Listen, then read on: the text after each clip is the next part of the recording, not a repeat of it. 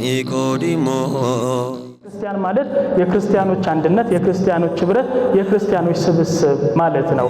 በክርስቶስ ራስነት የተሰበሰብን የቤተ ክርስቲያን አካላት ተብለን የተጠራን የኛ የምእመናን ህብረት፣ የምእመናን አንድነት ቤተ ክርስቲያን ተብሎ ሊጠራ ይችላል።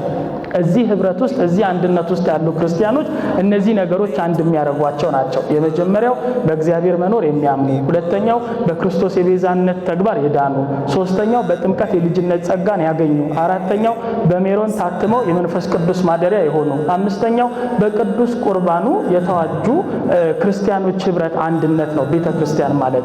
ስለዚህ ቅድስት ቤተ ክርስቲያናችን ልጆቿ፣ ምእመኖቿ እኛ ሃይማኖትና ስርዓት ብቻ ሳይሆን መጽሐፍ ቅዱሳዊ መሰረት ያለው ባህላችን እንኳን ሳይቀር አብዛኛው ነገሩ ከመጽሐፍ ቅዱስ የተቀዳ ነው። ስለዚህ መጽሐፍ ቅዱስ ለቤተ ክርስቲያን ሁለንተኗ ነው። የእምነቷ፣ የዶግማ፣ የስርዓቷ፣ የቀኖኗ ምንጭ ነው። ወወልድ ወመንፈስ ቅዱስ አሐዱ አምላክ አሜን። የእግዚአብሔር ቤተሰቦች፣ የእመቤታችን የቅድስት ድንግል ማርያም የአስራት የቃል ኪዳን ልጆች፣ የጻድቃን ወዳጆች እንደምን አመሻችሁ? እንደምን ቆያችሁ? አሜን። ቸርነት፣ ምሕረት የባህሪ የሆነ ልዑል እግዚአብሔር አምላካችን ስሙ የከበረ የተመሰገነ ይሁን። እሺ፣ ወንድማችን እንዳስተዋወቀን እግዚአብሔር አምላክ ቢፈቅድ ለጥቂት ሳምንታት ስርዓተ ቤተ ክርስቲያን በሚል ርዕስ እንማማራለን። እንግዲህ ትምህርታችን በዋነኝነት ሶስት ይዘቶች ይኖሩታል። የመጀመሪያው ስለ ስርዓተ ቤተ ክርስቲያን አጠቃላይ መግቢያ የሚሆኑ ሀሳቦችን አንስቶ መማማር ነው። ስርዓት ምንድን ነው? ስርዓትን የማውጣት የመደንገግ ስልጣን የማን ነው? የስርዓተ ቤተ ክርስቲያን ምንጮች እነማን ናቸው? ስርዓተ ቤተ ክርስቲያን ባህሪው ምን ይመስላል? እንዲሁም የስርዓተ ቤተ ክርስቲያን መገለጫዎች ምንድን ናቸው? ስርዓተ ቤተ ክርስቲያንን መጠበቅ የሚያስገኘው ጥቅም፣ አለመጠበቅ የሚያስከትለው ጉዳት ምንድን ነው የሚለውን እንደ መጀመሪያ ርዕስ አድርገን እንማራለን። ሁለተኛው የዚህ ትምህርታችን ይዘት የሚሆነው ስርዓተ ቤተ ክርስቲያን ብለን የቤተ ክርስቲያንን ስርዓት ነጥለን መመልከት እንጀምራለን። ሰፊ ርዕስ ነው። ሁሉንም ርዕሶች አንዳስሳቸው፣ መሰረታዊ የሆኑ ነገሮችን ነው የምንዳስሰው። ስለዚህ ሁለተኛው ርዕሳችን ስርዓተ ቤተ ክርስቲያን ብለን ቤተ ክርስቲያን ውስጥ የሚታየው አገልግሎት ብቻ ሳይሆን ስርዓት ያለው፣ ስርዓቱ የሚጀምረው ከህንፃ አተካከል ጀምሮ ከቤተ መቅደሱ አሰራሩ ጀምሮ ስለሆነ ህንፃ ቤተ ክርስቲያን እንዴት ይታነጻል፣ ቤተ ክርስቲያን ሲታነጽ ያለው ሂደት ምን ይመስላል፣ ቤተ ክርስቲያን ውስጥ ያሉት ነገሮች ምሳሌነታቸው፣ ሚስጥራቸው ምንድናቸው የሚሉትን ሁለተኛ ርዕስ አድርገን እናያለን ማለት ነው። ሶስተኛውና በስፋት የምንመለከተው ርዕሳችን የሚሆነው ደግሞ ወደ ቤተ ክርስቲያን ለመምጣት ሊደረግ የሚገባው ዝግጅት፣ ቤተ ክርስቲያን ስንደርስ ልናደርግ የሚገባው ነገር፣ ቤተ ክርስቲያን ውስጥ ስንሆን ልንጠብቃቸው የሚገቡ ስርዓቶች የትኞቹ ናቸው የሚለውን ሶስተኛና ሰፋ ያለ ጊዜ የሚወስድብን ርዕሰ ጉዳይ አድርገን እንነጋገራለን ማለት ነው። ስለዚህ ይህን ትምህርት በእነዚህ አበይት ክፍሎች ከፍለን ሁለት መሰረታዊ ዓላማዎችን ይዘን እንጀምራለን። የመጀመሪያው የዚህ ትምህርታችን ዓላማ የሚሆነው ስለ ስርዓተ ቤተ ክርስቲያን ግንዛቤ ማግኘት ነው። ሰፊ ርዕስ ቢሆንም ጥቂቶቹን የቤተ ክርስቲያን ስርዓቶችን ለማወቅ እንዲረዳን ነው የምንማረው። ስለዚህ የመጀመሪያ የትምህርታችን ዓላማ ስርዓተ ቤተ ክርስቲያንን በተመለከተ መሰረታዊ ግንዛቤ እንዲኖረን ማስቻል ነው። ሁለተኛው የዚህ ትምህርታችን ዓላማ ስርዓተ ቤተ ክርስቲያንን አውቀን የምናሳውቅ፣ ጠብቀን የምናስጠብቅ እንድንሆን ነው። በዚህ ዘመን እንግዲህ ከሚስተዋሉ ችግሮች መካከል አንዱ የስርዓተ ቤተ ክርስቲያን ጥሰቶች ናቸው። አንዳንድ ጊዜ ባለማስተዋል፣ አንዳንድ ጊዜ ከስንፍናና ከዝለት የተነሳ፣ አንዳንድ ጊዜ በምን አለብኝነት ደግሞ ወይም ምን ችግር አለው በሚል ሰበብ ስርዓተ ቤተ ክርስቲያን ብዙ ጊዜ ሲጣስ እናያለን እና ከዚህ ለመውጣት ስርዓተ ቤተ ክርስቲያንን አውቀን ለሌሎች የምናሳውቅ፣ ጠብቀን ስርዓተ ቤተ ክርስቲያን ሌሎች እንዲጠብቁ ምክንያት ለመሆን ይህን ትምህርት እንማራለን ማለት ነው። ስለዚህ ለእነዚህ ሁለት መሰረታዊ ዓላማዎች ከላይ ያየናቸውን ስርዓተ ቤተ ክርስቲያንን የተመለከቱ ሶስት ርዕሶችን ዛሬ መማማር እንጀምራለን ማለት ነው። ለአባቶቻችን ለነቢያት፣ ለሐዋርያት፣ ለሊቃውንት ሚስጥሩን የገለጠ አምላክ ለእኛም የቃሉን ደጃፍ ገልጦልን ሚስጥሩን እንድንረዳ ይርዳል። በዛሬ ትምህርታችን የምንማረው ስለ ስርዓተ ቤተ ክርስቲያን መሰረታዊ ነገሮችን ነው። ለሁሉም ስርዓተ ቤተ ክርስቲያን ሊሰሩ የሚችሉ የስርዓተ ቤተ ክርስቲያንን ትርጉም፣ የስርዓተ ቤተ ክርስቲያንን ምንጮች እንዲሁም ደግሞ ስርዓተ ቤተ ክርስቲያን መሰረታዊ መገለጫዎቹ ምንድናቸው የሚሉትን ርዕሶች በዛሬ ትምህርታችን እንዳስሳለን። ከትርጉሙ እንጀምራለን። ስርዓተ ቤተ ክርስቲያን የሁለት ቃላት ጥምር ቃል ስርዓትና ቤተ ክርስቲያን። ስርዓት ማለት ሰራ ከሚል የግዕዝ ቃል የተገኘ ሲሆን ትርጉሙ ሕግ፣ ደንብ፣ መመሪያ፣ አሰራር አሰራር ቅደም ተከተል ማለት ነው። ቤተክርስቲያን ማለት ደግሞ በሶስት ዘይቤያዊ ፍቺ የሚፈታ ቃል ነው። የመጀመሪያው ቤተክርስቲያን ስንል ክርስቲያኖች ተሰብስበው አምልኮተ እግዚአብሔር የሚፈጽሙበት ህንጻ ቤተ መቅደስ ማለታችን ነው። ሁለተኛው ቤተክርስቲያን ስንል እያንዳንዳችን ክርስቲያኖች ቤተ መቅደስ ስለሆንን ቤተክርስቲያኖች ተብለን እንጠራለን። ብርሃነ ዓለም ቅዱስ ጳውሎስ በመጀመሪያ የቆሮንቶስ መልእክቱ ምዕራፍ 3 ቁጥር 16 ላይ የእግዚአብሔር ቤተ መቅደስ ቅዱስ ነውና ያውም እናንተ ናችሁ ብሎ እንደተናገረ የመንፈስ ቅዱስ ማደሪያዎች የእግዚአብሔር ቤተ መቅደሶች የተባለን ክርስቲያኖች ቤተ ክርስቲያን ተብለን ልንጠራ እንችላለን። ሁለተኛው የቤተ ክርስቲያን ዘይቤያዊ ትርጉም ይሄ ነው። ሶስተኛው ቤተ ክርስቲያን ማለት የክርስቲያኖች አንድነት፣ የክርስቲያኖች ህብረት፣ የክርስቲያኖች ስብስብ ማለት ነው። በክርስቶስ ራስነት የተሰበሰብን የቤተ ክርስቲያን አካላት ተብለን የተጠራን የኛ የምእመናን ህብረት፣ የምእመናን አንድነት ቤተ ክርስቲያን ተብሎ ሊጠራ ይችላል። እዚህ ህብረት ውስጥ እዚህ አንድነት ውስጥ ያሉ ክርስቲያኖች እነዚህ ነገሮች አንድ የሚያደርጓቸው ናቸው። የመጀመሪያው በእግዚአብሔር መኖር የሚያምኑ፣ ሁለተኛው በክርስቶስ የቤዛነት ተግባር የዳኑ፣ ሶስተኛው በጥምቀት የልጅነት ጸጋን ያገኙ፣ አራተኛው በሜሮን ታትመው የመንፈስ ቅዱስ ማደሪያ የሆኑ፣ አምስተኛው በቅዱስ ቁርባኑ የተዋጁ ክርስቲያኖች ህብረት አንድነት ነው ቤተክርስቲያን ማለት። ስለዚህ ቤተክርስቲያን ስንል ሶስት ዘይቤያዊ ፍቺ ካለው ስርዓተ ቤተክርስቲያንን ከሶስቱ የቤተክርስቲያን ትርጉሞች ተነስተን ሶስት ፍቺ ልንሰጠው እንችላለን ማለት ነው። የመጀመሪያው ስርዓት፣ ህግ፣ መመሪያ፣ ደንብ ነው ብለናል። ቤተክርስቲያን ህንጻው ቤተ መቅደስ ማለት ነው ብለናል። ስለዚህ ስርዓተ ቤተክርስቲያን ስንል ህንጻው ቤተ መቅደስ የሚገነባበት ህግ፣ መመሪያ፣ አሰራር፣ ቅደም ተከተል፣ መርሃ ግብር ማለት ሊሆን ይችላል። ምክንያቱም ሰው በዘፈቀደ ተነስቶ ቦታና ገንዘብ ስላለው ብቻ ቤተክርስቲያን ሊሰራ ይችላል አይችልም። ቤተክርስቲያን የሚታነጽበት ከፍቃድ ጀምሮ ሊከተላቸው የሚገቡ ቅደም ተከተሎች፣ መመሪያዎችና ስርዓቶች አሉ። ስለዚህ ስርዓተ ቤተክርስቲያን ስንል ህንጻው ቤተ መቅደስ የሚሰራበት አሰራር፣ አካሄድ፣ መርሃ ግብር፣ ቅደም ተከተል ማለት ሊሆን ይችላል። ሁለተኛው ስርዓተ ቤተክርስቲያን ስንል እግዚአብሔር በሰጠን እድሜ በዚህ ምድር ስንኖር ክርስቲያኖች ልንጠብቃቸው የሚገቡ ህጎች፣ መመሪያዎች ማለት ሊሆን ይችላል። እንደ ክርስቲያን እያንዳንዳችን በጸሎት ጊዜ የግል የጸሎት ሰዓታችን ላይ ልንጠብቃቸው የሚገቡ ስርዓቶች፣ ቅዱስ ቁርባንን ስንካፈል ልንጠብቃቸው የሚገቡ ስርዓቶች፣ ከማድረግ የተከለከለው እንድናረግ የታዘዝነው የተፈቀደልን እኛን የሚገዙን ነገሮች ስርዓተ ቤተክርስቲያን ተብለው ሊጠሩ ይችላሉ። ስለዚህ ሁለተኛው ስርዓተ ቤተክርስቲያን ስንል እንደ ክርስቲያን የምንመራበት ህግ፣ እንደ ክርስቲያን የምንመራበት መመሪያ ማለት ሊሆን ይችላል። ሶስተኛው ስርዓተ ቤተክርስቲያን ስንል ክርስቲያኖች ለህብረት አገልግሎት፣ ለአምልኮተ እግዚአብሔር ቃል እግዚአብሔርን ለመማር፣ ለቅዳሴው፣ ለምስጋናው ሲሰበሰቡ ሊጠብቋቸው የሚገቡ መመሪያዎች፣ ደንቦች ማለት ሊሆን ይችላል። ስለዚህ ስርዓት ለሶስቱም ይኖራል። ለህንጻ ቤተ መቅደሱ ቤተክርስቲያናችን ስርዓት አላት። ለእያንዳንዳችን እንድንጠብቀው የታዘዝነው ስርዓት አለን። በህብረት ስንገናኝም ደግሞ በህብረት ያለ አንድነታችን ጸንቶ እንዲሻገር ቤተክርስቲያን ጠብቁት ብላ የሰጠችን የህብረት የአንድነት ደግሞ ስርዓቶች አሉ። ስለዚህ ስርዓተ ቤተክርስቲያን ስንል በቤተክርስቲያን ጥላ ስር የተሰበሰቡ ክርስቲያኖች በህብረትም በግልም አገልግሎት ሲገናኙ፣ ለአምልኮተ እግዚአብሔር ሲሰባሰቡ፣ ለጸሎት ሲቆሙ ሊጠብቋቸው የሚገቡ ህጎች፣ ደንቦች፣ መመሪያዎች ማለት ነው። ቤተክርስቲያን ስንዱ እመቤት ነችና ለኛ ለክርስቲያኖቹ ወይም ክርስቲያን ተብለን ለተጠራን ሰዎች ብቻ ሳይሆን ለህንጻ ቤተ መቅደሱም ደግሞ የራሱ አሰራር፣ ቅደም ተከተል፣ ምሳሌ፣ ሚስጥር እንዲኖር አድርጋ የሰራች ቤት የሥርዓት ቤት ስለሆነች የቤተ መቅደሱ አሰራር ስርዓት ማለት ሊሆን ይችላል ማለት ነው። ስለዚህ ስርዓተ ቤተ ክርስቲያን ስንል ትርጉሙን ከቤተ ክርስቲያን ዘይቤያዊ ፍቺ ትርጓሜ ተነስተን በዚህ ሶስት መንገድ መግለጽ እንችላለን ማለት ነው። የስርዓተ ቤተ ክርስቲያን ትርጉም ይሄ ከሆነ፣ ስርዓት ህግ ከሆነ፣ ስርዓት አሰራር ከሆነ፣ ስርዓት መርሃ ግብር ከሆነ ይሄ ህግ፣ ይሄ አሰራር፣ ይሄ መርሃ ግብር ከየት ይገኛል የሚለው መሰረታዊ ጥያቄ ነው። በአንድ ሀገር ውስጥ የሚኖሩ ሰዎች አብረው ለመኖር ከሚያስፈልጓቸው ነገሮች መካከል አንዱ ህግ ነው። ያንን ህግ ግን ነዋሪዎቹ ሁሉ ማውጣት ከቻሉ ወይም ህግን የማውጣት መብት ለሁሉ ሰው በዘፈቀደ ከተሰጠ አንድ የሚያረጋቸው ህግ ሊገኝ ይችላል? አይችልም። ነዋሪው ሁሉ የፈለገውን የራሱን ህግ ያወጣል፣ የወደደውን ይቀበላል፣ ያልወደደውን አይቀበልም። ህግና ስርዓት ሊኖራቸው ስለማይችል አንድነታቸውን ጠብቀው መቆየት አይችሉም። ወደ ቤተ ክርስቲያንም ስንመጣ በህብረት ስንገናኝ ለአገልግሎት፣ ለአምልኮ እንደ ክርስቲያን በዚህ ምድር ስንኖር ልንጠብቃቸው የሚገቡ ነገሮች ከታወቁና ስልጣን ካላቸው ምንጮች ካልተሰጡን በስተቀር ሁሉም ተነስቶ የራሱን ህግ የራሱን ስርዓት የሚያወጣ ከሆነ የቤተ ክርስቲያን አንድነትና ህብረትን መጠበቅ አይቻልም። በዚህ ዘመን በቤተ ክርስቲያን አገልግሎት ካሉ ተግዳሮቶች መካከል አንዱ ብዙዎች የሥርዓተ ቤተ ክርስቲያን ሕግ አውጪዎች፣ ሕግ ደንጋጊዎች ሆነው በተለያየ መንገድ አገልግሎት መፈጸሙ ነው። በተለያየ ቦታ የተለያየ አይነት የንስሐ መንገድ ይሰበካል፣ የምጽዋት አሰጣጥ ይሰበካል፣ የአስራት በኩራት አወጣጥ ይሰበካል። በተለይ ደግሞ በየጠበል ቦታዎች ላይ ከቤተ ክርስቲያን ስርዓት ውጪ ያፈነገጡ ብዙ አይነት የጥምቀት አይነቶች ሲፈጸሙ እናያለን። እነዚህ ችግሮች ከየት የመነጩ ናቸው ከተባለ የሥርዓተ ቤተ ክርስቲያን ምንጮች እነማን እንደሆኑ አውቆ እነሱን ካለመከተል የተነሳ ስርዓት የመደንገግ ስልጣን ለማን እንደተሰጠ ካለመረዳት የተነሳ ብዙ ሰዎች አንድ ሰው ተነስቶ የሰጠውን ሕግ አንድ ሰው ተነስቶ የሰጠውን ስርዓት ሲከተሉ፣ አንድ ሰው ተነስቶ የተቃወመውን ስርዓት ሲቃወሙ በዘመናችን የምናየው ችግር ነው። ስርዓተ ቤተ ክርስቲያንን ለመጠበቅ የሚያስፈልገው የመጀመሪያው ነገር የስርዓቱን ትክክለኛ ምንጮች መለየት ነው።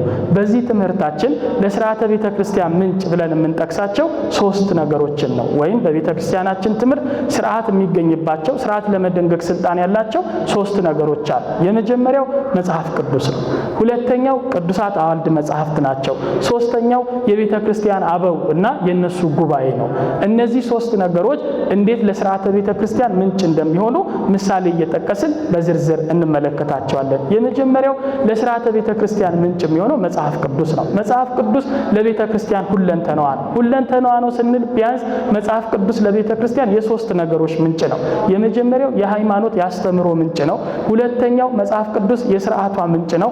ሶስተኛው መጽሐፍ ቅዱስ የባህሏ ምንጭ ሆኖ ያገለግላል። ቅድስት ቤተ ክርስቲያናችን 3 ነገሮቿን ከመጽሐፍ ቅዱስ ነው የመሰረተችው። ሃይማኖት አስተምሯ መጽሐፍ ቅዱስን መሰረት ያደረገ ነው። በቤተ ክርስቲያን ያለ የትኛውም ዶግማ መጽሐፍ ቅዱስን አይጋጭም። ከመጽሐፍ ቅዱስ የሚጋጭ እውነት፣ ከመጽሐፍ ቅዱስ የሚጋጭ ሃይማኖት ቤተ ክርስቲያናችን ውስጥ የለም።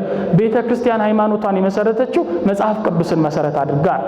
ሃይማኖቷን ብቻ ሳይሆን የቤተ ክርስቲያን ሁሉም ስርዓቶች መጽሐፍ ቅዱሳዊ መነሻ ያላቸው ወይም ሐሳባቸው ከመጽሐፍ ቅዱስ ሐሳብ የተስማማ ናቸው። ስለዚህ ቤተ ክርስቲያን ዶግማዋ ብቻ ሳይሆን ቀኖናና ስርዓቷ ሳይቀር መጽሐፍ ቅዱስን መሰረት ያደረገ ነው። እንደ ኢትዮጵያ ኦርቶዶክስ ተዋሕዶ ቤተ ክርስቲያን ስናየው ደግሞ ከዚህም ከፍ ብሎ የኢትዮጵያ ኦርቶዶክስ ተዋሕዶ ቤተ ክርስቲያን ምዕመናን አማኞች አብዛኛውን ባህላቸውን የቀዱት ከመጽሐፍ ቅዱስ ነው።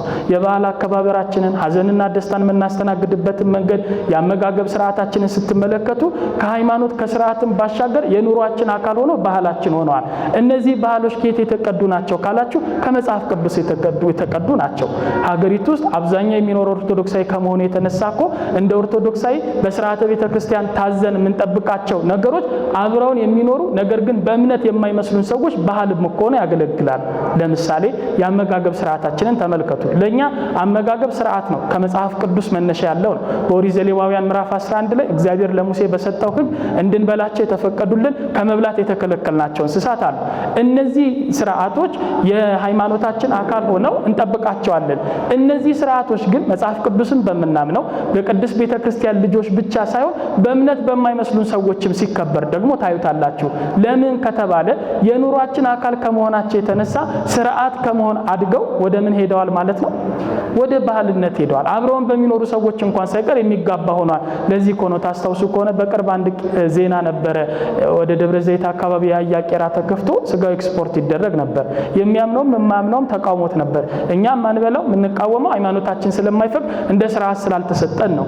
የማያምነው ለምን ተቃወመ ካልን ለማያምነው ሰው ደግሞ ይሄ ምን ሆኗል? ባህሉ ሆኗል። ስለዚህ ቅድስት ቤተ ክርስቲያናችን ልጆቿ፣ ምዕመኖቿ እኛ ሃይማኖትና ስርዓት ብቻ ሳይሆን መጽሐፍ ቅዱሳዊ መሰረት ያለው ባህላችን እንኳን ሳይቀር አብዛኛው ነገሩ ከመጽሐፍ ቅዱስ የተቀዳ ነው። ስለዚህ መጽሐፍ ቅዱስ ለቤተ ክርስቲያን ሁለንተናዋ ነው። የእምነቷ፣ የዶግማ፣ የስርዓቷ፣ የቀኖኗ ምንጭ ነው። መጽሐፍ ቅዱስ ለቤተ ክርስቲያን ሁለንተናዋ ከሆነ ቤተ ክርስቲያን አብዛኞቹን ስርዓቶች መሰረት ያደረገችው መነሻ ያደረገችው መጽሐፍ ቅዱስን ነው። መጽሐፍ ቅዱስ ለቤተ ክርስቲያን ስርዓቶች በሁለት መንገድ ምንጭ ሆኖ ያገለግላል። የመጀመሪያው መጽሐፍ ቅዱስ ለቤተ ክርስቲያን ስርዓት ምንጭ የሚሆነው ከመጽሐፍ ቅዱስ ይዘቶች መካከል አንዱ ስርዓት ነው። ለሌሎች የስርዓት መጽሐፍትም ደግሞ መነሻ ሆኖ በማገልገል መጽሐፍ ቅዱስ የስርዓት ምንጭ ሊሆን ይችላል። መጽሐፍ ቅዱስ ውስጥ ልዩ ልዩ ይዘቶች አሉ። መጽሐፍ ቅዱስ ውስጥ ትንቢት አለ። መጽሐፍ ቅዱስ ውስጥ ታሪክ አለ። መጽሐፍ ቅዱስ ውስጥ ወንጌል አለ። መጽሐፍ ቅዱስ ውስጥ ትምህርት አለ።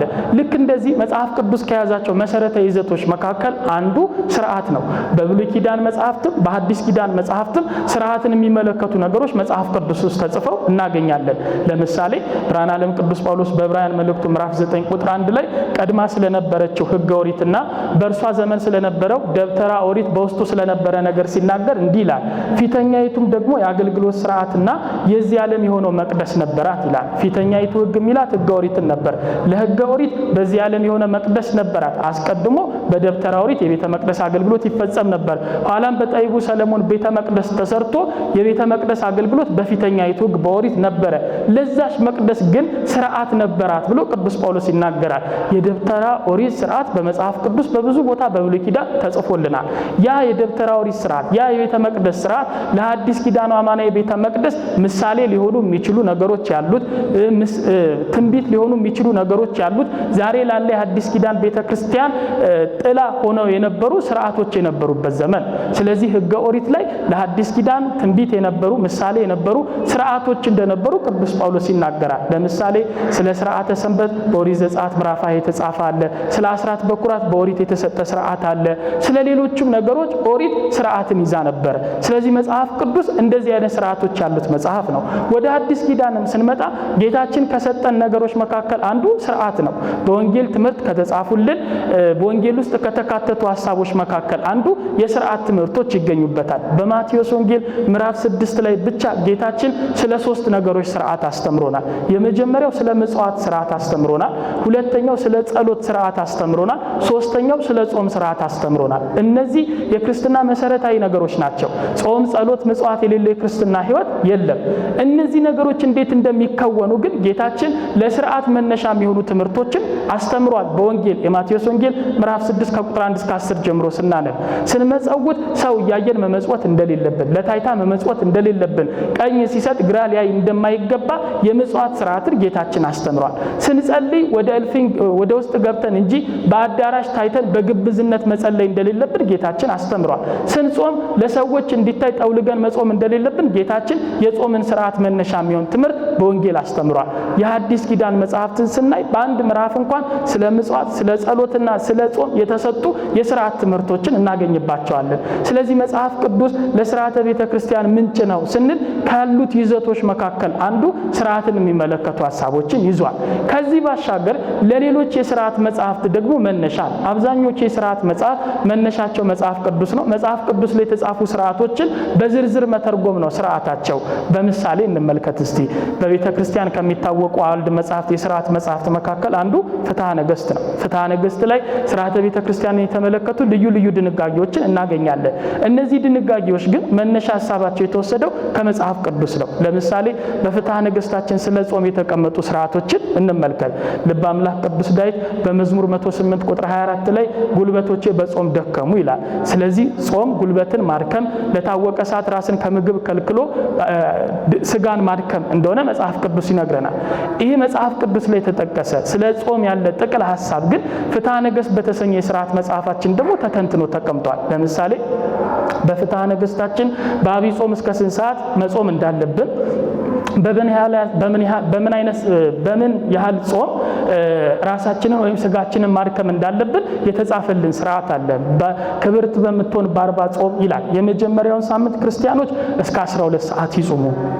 ከሁለተኛው ሳምንት ከቅድስት ሰኞ ጀምሮ እስከ ኒቆዲሞስ አርብ ድረስ ደግሞ ቢችሉ እስከ 11 ሰዓት ይጾሙ። የሕማማትን ሳምንት ግን እስከ 13 ሰዓት ድረስ ክርስቲያኖች ይጾሙ ብሎ ዝርዝር ማብራሪያ ይሰጠናል።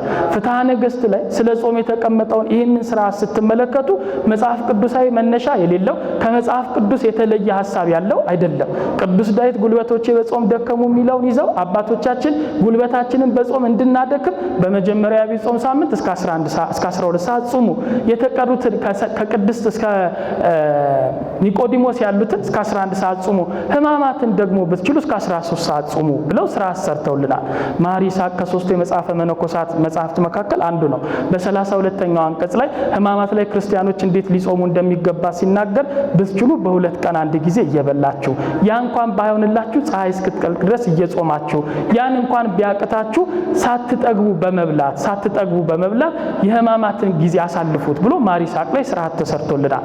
ስለዚህ ማር ይስሐቅ ላይም ያለውን የጾም ሥርዓት በፍትሐ ነገሥትም የተጻፈውን የጾም ሥርዓት ስንመለከት መነሻቸው ማን ነው ማለት ነው? መጽሐፍ ቅዱስ ነው። መጽሐፍ ቅዱስን መነሻ አድርገው አባቶቻችን በሥርዓት መጽሐፎቻቸው ላይ ዝርዝር አፈጻጸሙን ይሰጡናል ማለት ነው። ሌላ ምሳሌ እንጥቀስ። ስለ ምጽዋት ያሉ የቤተ ክርስቲያን ሥርዓቶችን እንመልከት።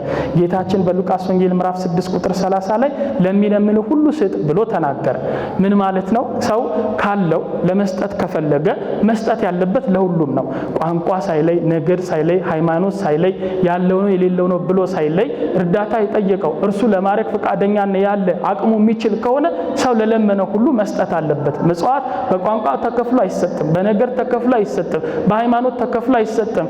አባቶቻችን በመጽሐፎቻቸው ላይ ንጉሥ እንኳን ነጭ ለብሶ በነጭ ሰረገላ ተቀምጦ መጥቶ እርዳኝ ቢል ካለህ ምን በለው እርዳው ብለው ነው ሥርዓት የሰሩልን። አሁን ለሚለምን ሁሉ ስጥ የሚለውን ይሄን የጌታችንን ቃል የሥርዓት መጽሐፍት ደግሞ አብራርተው አፈጻጸሙን አስቀምጠውልናል። ከቤተ ክርስቲያን የሥርዓት መጽሐፍት መካከል አንዱ ዲድስቅልያ የምጽዋትን አንቀጽ ሲናገር እንዴት መፈጸም እንዳለበት ሥርዓቱን ሲናገር ለሚለምን ሁሉ ስጥ ተወስደው ዘንድም አትፈልግ፣ አብ በነጻ ፈቃዱ ለሰው ሁሉ በጎ ማድረግ እንዲሻ አንተም ለሰው ሁሉ በጎ ማድረግን እሻ ይላል። አብ አንድ ልጁን ልኮ ድህነትን ለዓለም ለመስጠት የፈለገው ለሁሉ ነው። በክርስቶስ የተሰጠን ድህነት በነገር ተከፍሎ ያለበት፣ በቋንቋ ተከፍሎ ያለበት፣ በዘር ተከፍሎ ያለበት ወይ በስልጣን በሀብት በእውቀት ደረጃ ተከፍሎ ያለበት አይደለም። አብ የገዛ ልጁን ልኮ የሰጠን ድህነት ለሁሉ የተሰጠ እንደሆነ ሁሉ አንተም ኖሮ ለሌላ የምትሰጠው ምጽዋት ልክ እንደዛ አድርገህ ስጥ፣ ተወስደው ዘንድም ደግሞ አትፈልግ ብሎ ይናገራል። እንዲህ ሲባል ወደ አይምሯችን አንድ ጥያቄ ይመጣል። ኖሮት ለምን እሰጣለሁ? ኖሮት መስጠትስ ምን ጥቅም አለው ብለን እንጠይቅ ይሆናል። እንዲህ ብለን ከመስጠት እንዳንከለከል ደግሞ ፍትሐ ነገሥት ላይ ስለ ምጽዋት እንዲህ ተብሎ ሳይቸግረው ከሌላ ሰው ምጽዋትን የሚጠይቅ ከሆነ በፍርድ ቀን አምላኩ እንደሚመረምረው ተጽፏል። ኖሮት የጠየቀ ሳያስፈልገው ሰዎችን ለምጽዋት የጠየቀ ሰው ካለ እንደዛ በማድረጉ የሚጠየቀው እሱ ነው እንጂ ሰጪው ይጠየቃል? አይጠየቅም። ሰጪው አይጠየቅም። እንዲህ አድርጎ የተቀበለውን ሰው ግን አምላኩ በፍርድ ቀን ይመረምረዋል ብሎ ፍትሐ ነገሥታችን ያስቀምጣል። ስለዚህ ጌታ ለሚለምን ሁሉ ስጥ ያለው ሥርዓት በዲድስቅልያ በፍትሐ ነገሥታችን ላይ እንዲህ ተተርጉሞ ተተንትኖ ተቀምጧል ማለት ነው። ስለዚህ የመጀመሪያው መጽሐፍ ቅዱስ ለቤተ ክርስቲያን የሥርዓት ምንጭ ነው ስንል የሥርዓት ምንጭ ሆኖ ያገለገለው አንደኛ ይዘቱ ሥርዓት ያለበት ነው። ሁለተኛ ለሌሎች የሥርዓት መጽሐፍት እንኳን ሳይቀር መነሻ ሆኖ ያገለግላል ማለት ነው። ሁለተኛው መጽሐፍ ቅዱስ ለሥርዓተ ቤተ ክርስቲያን ምንጭ የሚሆነው መጽሐፍ ቅዱስ ውስጥ ካሉ ቅዱሳት መጽሐፍት መካከል አንዱ የሥርዓት መጽሐፍት ናቸው። እኛ በቅዱስ ቤተ ክርስቲያናችን ትምህርት መሰረት ስንት ቅዱሳት መጽሐፍትን ነው የምንቀበለው? 81 ቅዱሳት መጽሐፍትን ነው የምንቀበለው። በብሉይ ኪዳን 46 መጽሐፍ እንቀበላለን። በሐዲስ ኪዳን 35 ቅዱሳት መጽሐፍት እንቀበላለን። በድምሩ 81 ቅዱሳት መጽሐፍት አሉ። እንዴት ያለ አበይት ክፍል አላቸው ካለ ለምሳሌ የብሉይ ኪዳን መጽሐፍት ብዛታቸው 46 ነው። 46ቱ የብሉይ ኪዳን መጽሐፍ ለአራት አበይት ክፍል ይከፈላሉ። የመጀመሪያው የሕግ ክፍል ይባላል። የሕግ ክፍል የሚባለው ሙሴ የጻፋቸው 5ቱ ብሔረ ኦሪት ናቸው። ኦሪት ዘፍጥረት፣ ኦሪት ዘጸአት፣ ኦሪት ዘሌዋውያን፣ ኦሪት ዘኍልቍ፣ ኦሪት ዘዳግም የሕግ መጽሐፍ ተብሎ ይከፈላል። ሁለተኛው የብሉይ ኪዳን ክፍል የታሪክ ክፍል ይባላል። 17 ቅዱሳት መጽሐፍት ያሉባቸው ናቸው። ከመጽሐፈ መሳፍንት፣ መጽሐፈ ኢያሱ፣ እንደ መጽሐፈ ነገሥት፣ መጽሐፈ ዜና መዋዕል፣ መጽሐፈ ሳሙኤል የመሳሰሉት መጽሐፍት ከዚህ ውስጥ የሚካተቱ ናቸው። ሶስተኛው የትንቢት መጽሐፍት ይባላል። በብሉይ ኪዳን 16 የትንቢት መጽሐፍት አሉ። 4ቱ የአበይት ነቢያት ናቸው። 12ቱ የደቂቅ ነቢያት ናቸው። አራተኛው የብሉይ ኪዳን መጽሐፍት ክፍል የመዝሙርና የጥበብ መጽሐፍት ይባላል። እንደ መዝሙረ ዳዊት ያሉ፣ መኃልየ መኃልይ ዘሰሎሞን ያሉ፣ እንደ መጽሐፈ ሲራክ፣ መጽሐፈ ተግሳጽ፣ መጽሐፈ መክብብ ያሉ፣ መጽሐፈ ኢዮብ ያሉ መጽሐፍ ከመዝሙርና የጥበብ መጽሐፍት ይደመራል። ስለዚህ ተመልከቱ፣ የሕግ መጽሐፍት 5 አለ፣ የታሪክ መጽሐፍት 17 አለ፣ የትንቢት መጽሐፍት 16 አለ፣ የመዝሙርና የጥበብ መጽሐፍት 8 አሉ አለ። በጥቅሉ ስንት የብሉይ ኪዳን መጽሐፍት አሉ? 46 የብሉይ ኪዳን መጽሐፍት አሉ። ወደ ሐዲስ ኪዳን ስንመጣ የሐዲስ ኪዳን ቅዱሳት መጽሐፍት ብዛት 35 ነው። ለአምስት አበይት ክፍል ይከፈላል። የመጀመሪያው የወንጌል ክፍል ይባላል። ወንጌላት ብዛታቸው ስንት ነው?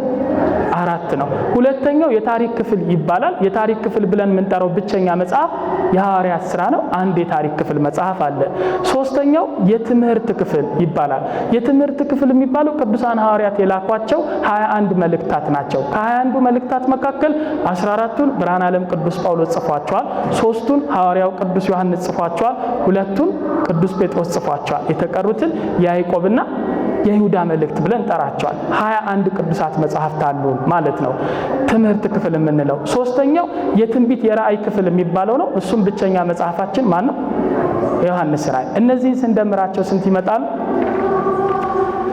4 የወንጌል፣ 1 የታሪክ፣ 21 የትምህርት፣ 1 የራእይ መጽሐፍት ካለን ብዛታቸው ስንደምራቸው ስንት ነው?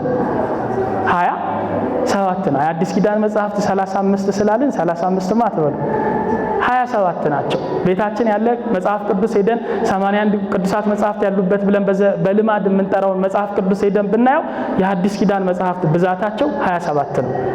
ስለዚህ የሚጎድል መጽሐፍ አለ። ስንት ጎደለ ማለት ነው? 8ቱ የአዲስ ኪዳን መጽሐፍት የትኞቹ ናቸው?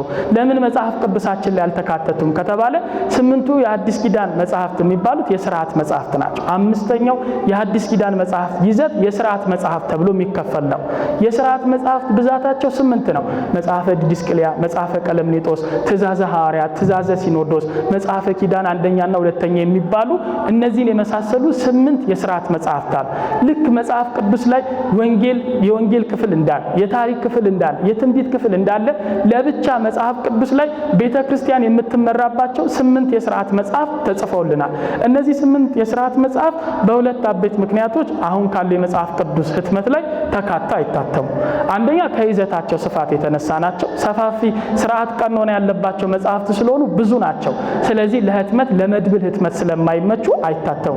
በተናጠል ግን ታትሞ ይገኛል። መጽሐፈ ቀለምኔጦስ፣ መጽሐፈ ዲድስቅልያ፣ ትእዛዘ ሐዋርያት በአሁን ሰዓት ታትመው እንኳን ገበያ ላይ አለ።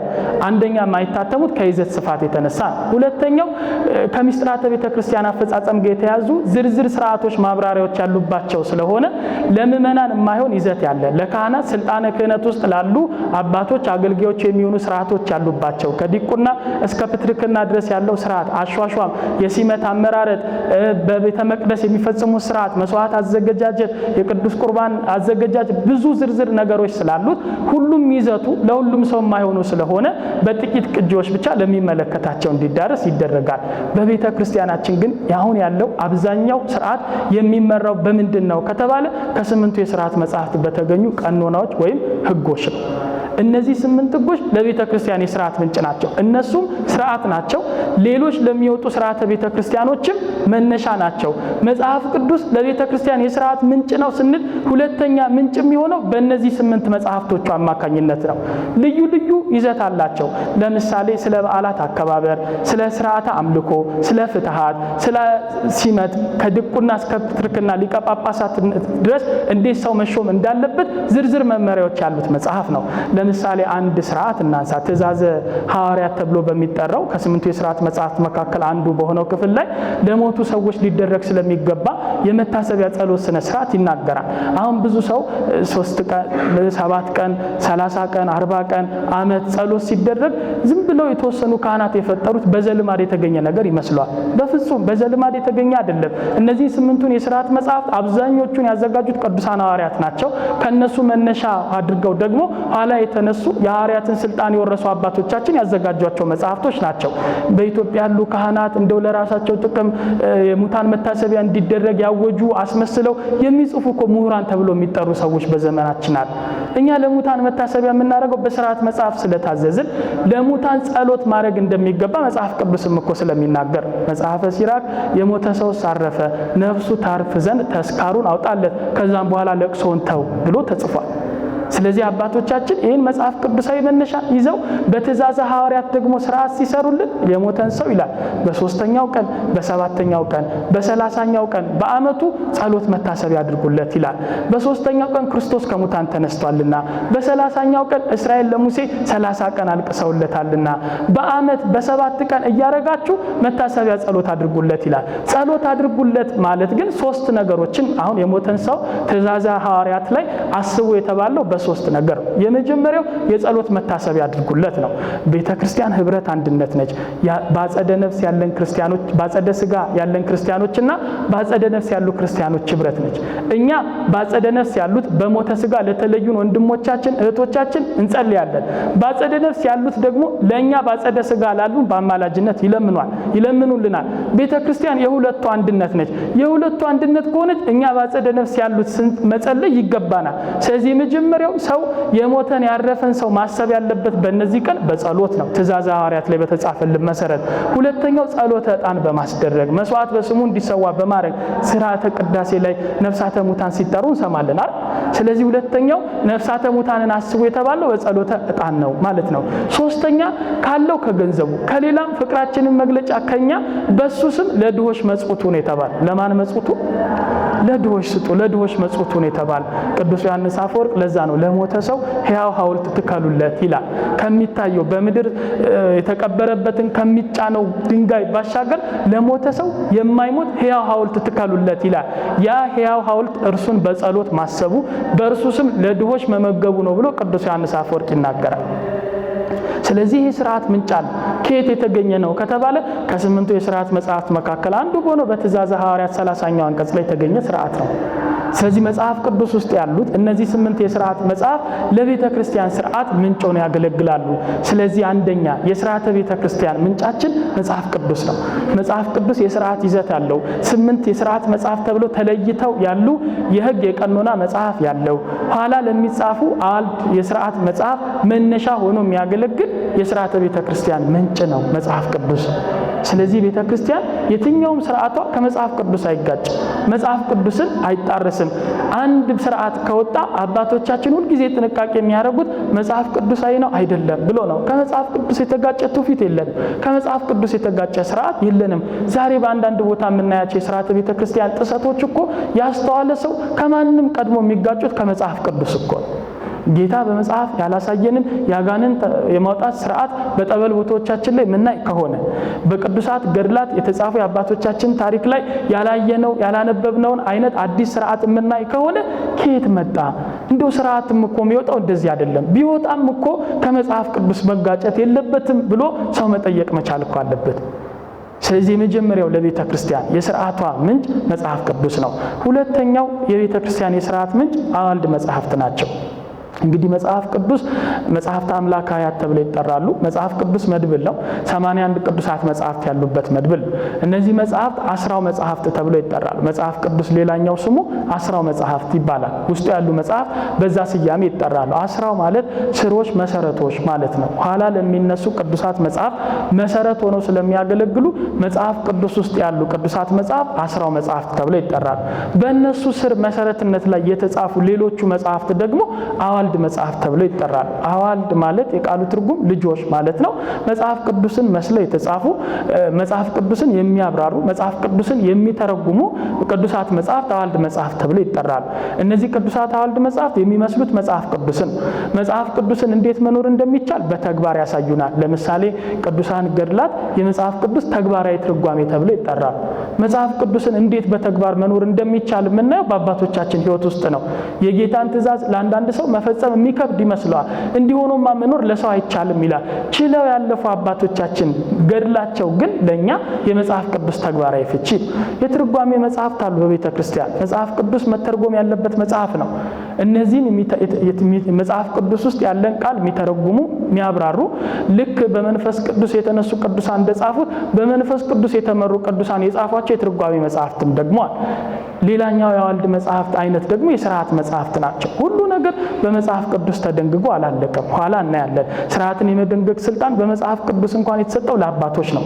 ስለዚህ መጽሐፍ ቅዱስ ሁሉ ነገር ተደንግጎ ያለቀበት መጽሐፍ ካልሆነ ከመጽሐፍ ቅዱስ የቀረው መጽሐፍ ቅዱስን የሚመስል መጽሐፍ ቅዱስን መነሻ ያደረገ ሥርዓት ደግሞ የሚገኘው በአዋልድ መጽሐፍት ውስጥ ነው።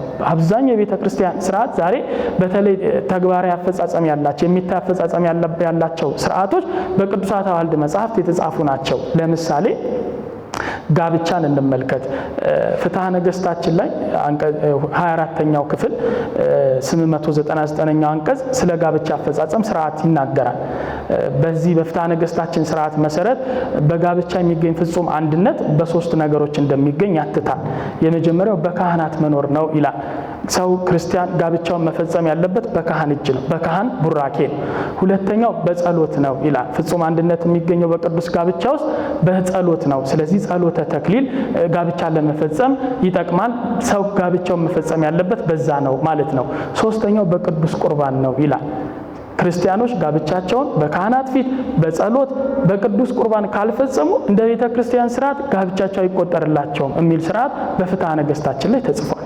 ስለዚህ ክርስቲያን ጋብቻውን መፈጸም ያለበት ልክ እንደ ሌሎቹ ሚስጥራተ ቤተክርስቲያን ውስጥ ነው። ጥምቀት የምንፈጽመው ቤተክርስቲያን ውስጥ ነው።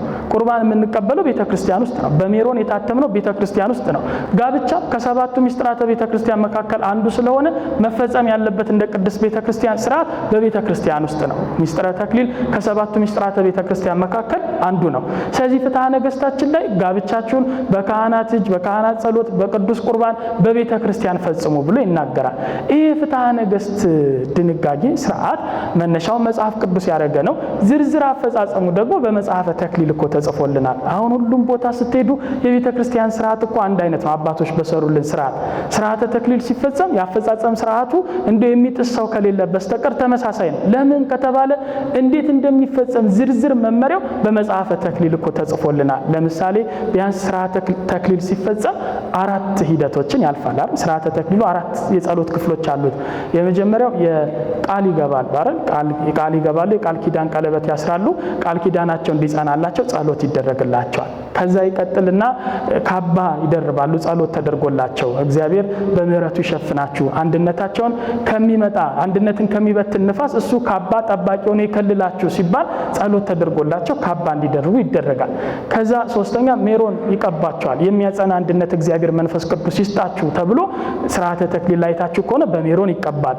ከዛ አራተኛው የስጋ ድንግልናቸውን የጠበቁ ከሆነ አክሊል ያደርጉላቸዋል። ፍቃደ ስጋቸውን ታግለው ያሸነፉ ስለሆኑ ለአሸናፊ ደግሞ አክሊል ማድረግ የሚገባ ስለሆነ ለአሸናፊነት ምልክት የሚሆን ለጽድቅ አክሊል ምሳሌ የሆነ የተክሊል አክሊል ለተጋቡ ሰዎች ይደረግላቸዋል።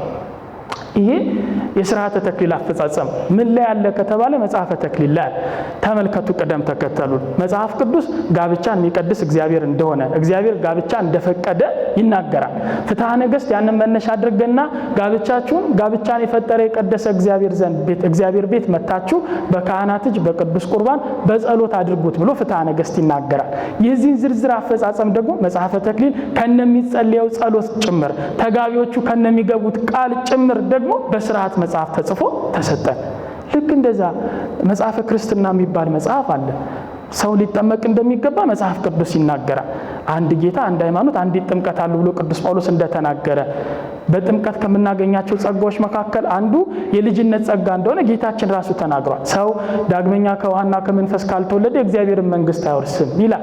የዚህ ጥምቀት ዝርዝር አፈጻጸም በፍትሐ ነገሥት ላይ ተጻፈልን። ከአማኝ ቤተሰብ የተወለደ ወንድ ከሆነ በ40 ቀኑ፣ ሴት ከሆነች በ80 ቀኗ መጣ ቤተክርስቲያን ትጠመቅ ይላል።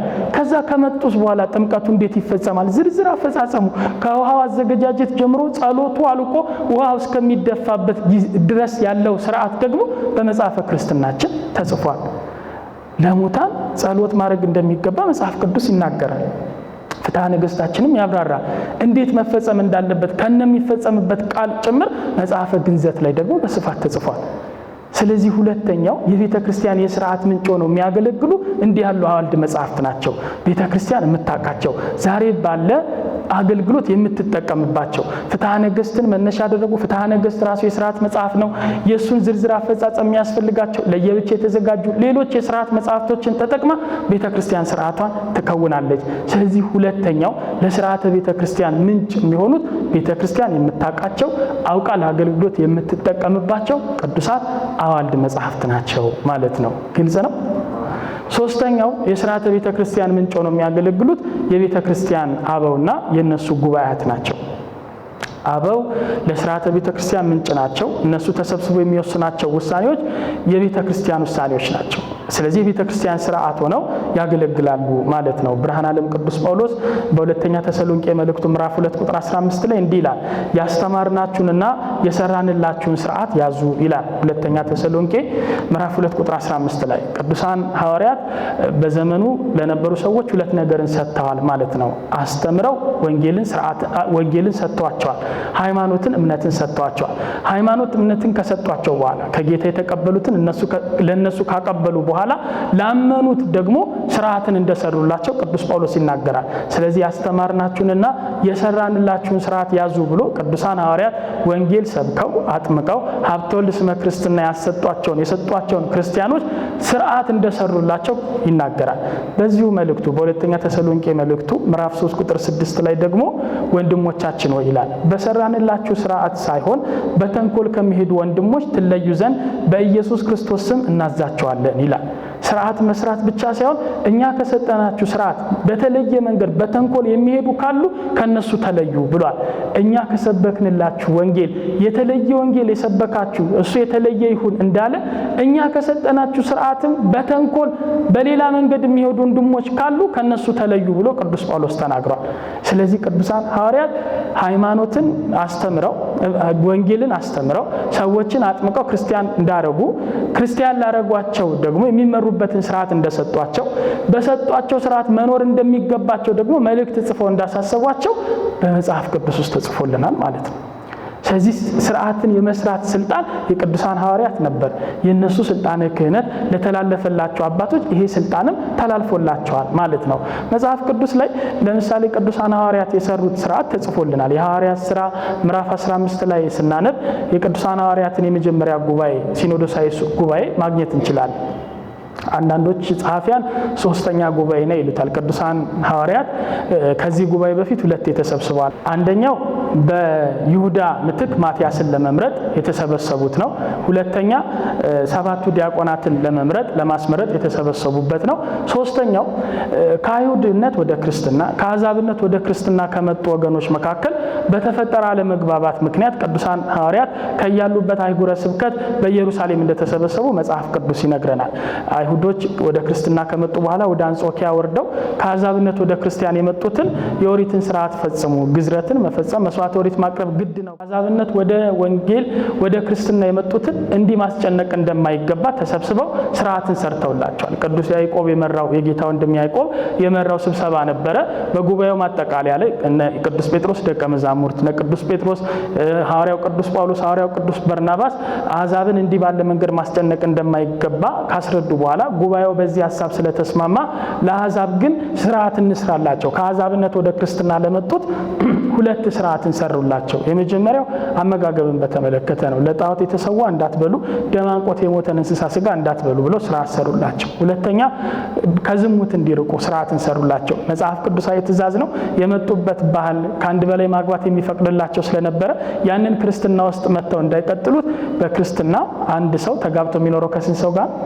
ከአንድ ሰው ጋር ነው። ስለዚህ ከዝሙት ራቁ፣ ሌላውን ተዉ ተብሎ ስርዓት ሰርተውላቸዋል ማለት ነው። ይሄ የሐዋርያት ሥራ ምዕራፍ 15 ላይ ተጽፎ እናገኘዋለን ማለት ነው። እንግዲህ ከዛ ጊዜ ጀምሮ በቤተ ክርስቲያናችን ለስርዓት ምንጭ የሚሆኑ 3 አይነት ጉባኤዎች ይደረጋል።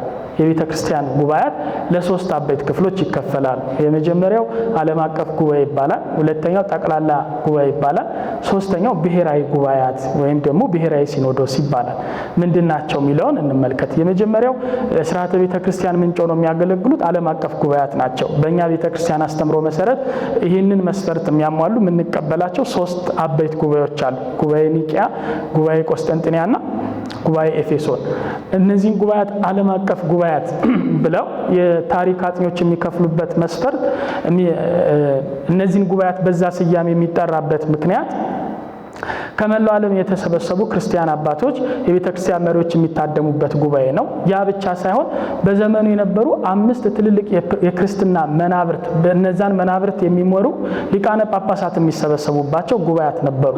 5ቱ ትልልቅ መናብርት የሚባሉት የቅዱስ ጴጥሮስ መንበር የነበረው ሮም፣ የእስክንድሪያ መንበር፣ የኤፌሶን መንበር፣ የአንጾኪያ መንበር ነበር። 5ኛው የኢየሩሳሌም መንበር ነበር። የቅዱሳን ሐዋርያት መንበራቸው ነበር።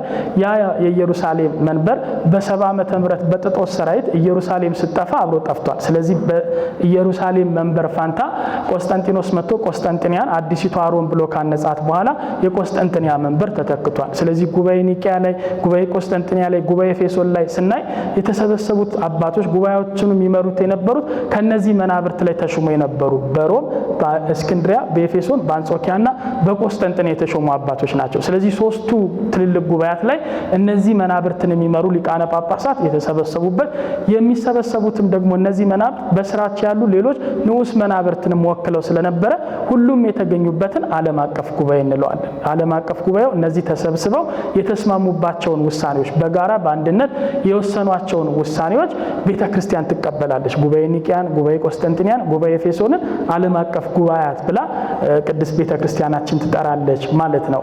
እንግዲህ እነዚህ ጉባኤያት የሚስጠሩበት አብይ ምክንያት በምንፍቅና ምክንያት ቤተክርስቲያን ስትታወክ ነው። ጉባኤ ኒቂያ አሪዮስ በምንፍቅናው ቤተክርስቲያንን ሲያውክ፣ ጉባኤ ቆስጠንጢንያ መቅደኒዎስ በምንፍቅናው ቤተክርስቲያንን ሲያውክ፣ ጉባኤ ኤፌሶን ንስጥሮስ በምንፍቅናው ቤተክርስቲያንን ሲያውክ የተጠራ ጉባኤ። አባቶች እነዚህን የምንፍቅና ሐሳቦች መርምረው መጽሐፍ ቅዱሳዊ አይደሉም፣ እኛ ከአባቶቻችን ከመጽሐፍ ቅዱስ አላገኘንም ብለው የስህተት ሐሳቡን ላመጡት ሰዎች የመመለስ እድል ሰጥተው አልመለስ ካሏቸው ትምህርታቸውንም እነሱንም አውግዘው የለዩባቸው ጉባኤያት ናቸው። እነዚህን ከማድረግ ባሻገር ግን ጉባኤያቱ ላይ ሌላ የማይቀረው ይደረግ የነበረው ስብሰባ ቤተክርስቲያንን የተመለከቱ ስርዓቶችን ይወያዩባቸው ነበር። ለምሳሌ ጉባኤ ኒቂያ ላይ የአሪዮስን ሐሳብ አባቶች መርምረው ሐሳቡን ስህተት መሆኑን አስረድተው እንዲመለስ እድል ሰጥተውት አልመለስ ሲል እርሱንም ትምህርቱንም አውግዘው ከለዩ በኋላ ተሰብስበው ድጋሚ ቤተክርስቲያንን የሚመለከቱ 20 ስርዓቶችን እንደሰሩ የቤተክርስቲያን ታሪክ ያስረዳል። እነዚህ የጉባኤ ኒቂያ 20 ቀኖናት ተብለው በቤተክርስቲያናችን ይጠራል። ትእዛዘ ሲኖዶስ በሚለው መጽሐፍ ውስጥም ተካተው ይገኛሉ። ኋላ የተነሱ አባቶችም ደግሞ በእነሱ መሰረትነት ላይ ሌሎች ትእዛዛትንም ጨምረውበታል። ለምሳሌ በጉባኤ ኒቂያ አባቶች ቤተክርስቲያንን በተመለከተ ከወሰኗቸው ውሳኔዎች ጥቂት እንመልከት። ባለፈው የነበርንበት ጊዜ በዓለ ሃምሳ ነበር። በዓለ ሃምሳ አይጾምም፣ በዓለ ሃምሳ አይሰገድም። ጸሎት የሚፈጸመው በቀዊም ብቻ ነው፣ ወይም ተቁሞ ብቻ ነው ጸሎት የሚፈጸመው። በበዓለ ሃምሳ ሰው ሰግዶ ጸሎት እንዳያደርግ የአስተብርኮ ስግደት በበዓለ ሃምሳ ጊዜ የተከለከለው በጉባኤ ኒቂያ ውሳኔ መሰረት። ስለዚህ ጉባኤ ኒቂያ ላይ ቤተክርስቲያንን በተመለከተ ከተደነገጉ ነገሮች መካከል አንዱ ሰው ቆሞ በአንቃዶ ሕሊና በተመስጦ ትንሣኤ ዘጉባኤን ተስፋ እያደረገ እንዲጸልይ፣ እንዲሁም ደግሞ የጌታ ትንሣኤ የተደረገባትን ዕለተ እሁድ እንደ 50ውን ቀን እንደዛች ዕለተ እሁድ አድርገው አክብሩ፣ ከክብሩ ከበዓሉ ክብር የተነሳ እንደዛ አክብሩ ስለተባለ 50ውን ቀን ጸሎት በቀዊም በመቆም ብቻ እንጂ በስግደት እንዳይሆን ስርዓት የተሰራልን በጉባኤ ኒቂያ ነው ማለት ነው። ሌላም ስርዓት የጌታችን ትንሣኤ ሁልጊዜ እሁድ እንዲውል ከአይሁድ ፋሲካ ከ3 ቀን በኋላ እንዲከበር ስርዓት የተደነገገው በጉባኤ ኒቂያ። ከዛ በፊት በነበረችው ቤተክርስቲያን የጌታን የትንሣኤ ቀን በተለያየ ቀን ያከብሩ ነበር። አንዳንዶቹ እንደ አይሁድ ጥንታዊ ትውፊት ፋሲካችን ክርስቶስን ከፋሲካ በዓል ጋር አያይዘው የአይሁድ ፋሲካ በሚከበርበት ዕለት ላይ የትንሣኤን በዓል ያከብሩ ነበር፣ በተለይ በእስያና በአካባቢው የነበሩ ክርስቲያኖች። ሌሎቹ ደግሞ በፍጹም ከዛ ደርበን ማክበር አይገባንም ብለው የጌታን ትንሣኤ ከ3 ቀን በኋላ መከበር አለበት ይሉ ነበር። ስለዚህ የተለያየ ስርዓት አያስፈልግም ብለው ጉባኤ ኒቂያ ላይ ከሁሉም የተሰበሰቡ አባቶች የጌታ የትንሣኤ በዓል የአይሁድ ፋሲካ በኋላ በስንተኛው ቀን? በ3ኛው ቀን ሁልጊዜ ለተሰንበትን ሳይለቅ እንዲከበር ስርዓት የሰሩልን እነሱ ናቸው ማለት ነው። ስለዚህ ጉባኤ ኒቂያ ላይ አባቶቻችን ቤተክርስቲያንን የተመለከተ እንዲህ ያሉ ስርዓቶችን ሰርተውልናል። ለቤተክርስቲያን ዛሬ የስርዓት ምንጭ የሚሆነው አንደኛው ይሄ ነው ማለት ነው። ስለዚህ የመጀመሪያው የቤተ ክርስቲያን የጉባኤ አይነት ዓለም አቀፍ ጉባኤ የሚባሉት ነው። ሁለተኛው ጠቅላላ ጉባኤ ይባላል። እነዚህ ጠቅላላ ጉባኤ የሚባለው አጎራባች ሀገሮች ላይ ያሉ አባቶች ተሰብስበው የሚወስኗቸው ውሳኔዎች ናቸው። 5ቱ መናብርት ላይ ያሉት ሁሉም ላይ ይሰበሰቡ ይችላሉ። አንዱ ወይም ሁለቱ ይሰበሰባል። አጎራባች ሀገሮች ላይ ያሉ ሌሎች አባቶች ቅርብ ያሉት ይጠራሉ። ምክንያቱም በዘመኑ መጓጓዣ ታውቁታላችሁ እንደ ልብ አይደለም ማለት ማስተዋል ይቻላል። ስለዚህ ዓለም አቀፍ ጉባኤ ለመጥራት አዳጋች ነው፣ ብዙ ጊዜ ይወስዳል። ስለዚህ ጠቅላላ ጉባኤዎች፣ አካባቢያዊ ጉባኤዎች እየተጠሩ የቤተ ክርስቲያንን ስርዓት ይደነግጉ እንደነበረ የቤተ ክርስቲያናችን ታሪክ ያስረዳል። ለምሳሌ ታዋቂ ከሆኑ አካባቢያዊ ወይም ጠቅላላ ጉባኤ ተብሎ ከሚጠሩት መካከል ጉባኤ እንቆራ ተብሎ የሚጠራ አንድ ጉባኤ አለ። እዛ ጉባኤ ላይ 12 ኤጲስቆጶሳት ተሰብስበው ቤተ ክርስቲያንን የተመለከተ 29 ቀኖናዎችን ወይም ደግሞ ስርዓቶችን ደንግገዋል። ለምሳሌ ከደነገጉልን ስርዓቶች መካከል አንዱ አምኖ የተጠመቀ ሰው ድጋሚ ክዶ መመለስ ቢፈልግ በንስሐ ጥምቀት ይመለስ እንጂ እንደ አዲስ አይጠመቅ የሚል ስርዓት የሰሩልን እነዚህ አባቶች ነው። ከዛ በፊት አንዳንድ ቦታዎች ላይ የተለያየ አይነት ስርዓት ነበር። አንዳንዱ በንስሐ ጥምቀት ይመልሳል፣ አንዳንዱ በዳግም ጥምቀት ይመልሳል። ቤተክርስቲያን ውስጥ ዳግም ጥምቀት የለም። ጥምቀት ስንቴ ነው? የልጅነት ጥምቀት አንዴ ነው። ስለዚህ ሰው ክዶ እንኳን ቢመለስ በንስሐ በቄደር ጥምቀት ይመለሳል እንጂ በዳግም ጥምቀት አይመለስም። ይሄ የተወሰነልን በጉባኤ እንቆራ ነው ማለት ነው። ሎዶቅያ ተብላ በምትጠራ ቦታ ላይም የተደረገ አንድ ጉባኤ ነበር። ጉባኤ ሎዶቅያ ተብሎ የሚጠራ ማለት ነው።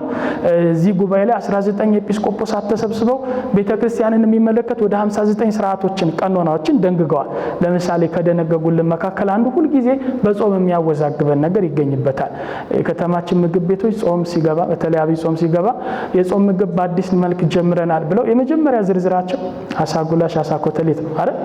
እንደ ፍትሐ ነገሥቱ አገላለጽ አሻሚ ነው ቢባል እንኳን በሌሎች የቤተክርስቲያን የቀኖና መጽሐፍት የሥርዓት መጽሐፍት እኮ አሳ ጾም እንዳለው ተነግሮናል። በዚህ በጉባኤ ሎዶቅያ አሳን መብላት ጾምን መሻር ነው ተብሎ የተቀመጠ ግልጽ ስርዓት አለ። ስለዚህ አብይ ጾም ላይ ብቻ አይደለም ሌሎቹም አጽዋማት ላይ አሳ አይበላም። አሳ ምን አለው ማለት ነው? ጾም ነው ማለት ነው። ሌሎችም አባቶች የሰሩልን ቀኖና ይሄንን የሚመስል ነው እኮ። ቅዱስ ሳይሮስ ዘእስሙና የሚባል ሊቅ አለ በቤተክርስቲያናችንና እሱ በጾም ጊዜ ከእንስሳት ተዋጽኦ የሚፈቀደው ማር ብቻ ነው ይላል። ከእንስሳት ተዋጽኦ የሚፈቀደው ምን ብቻ ነው? ማር ብቻ።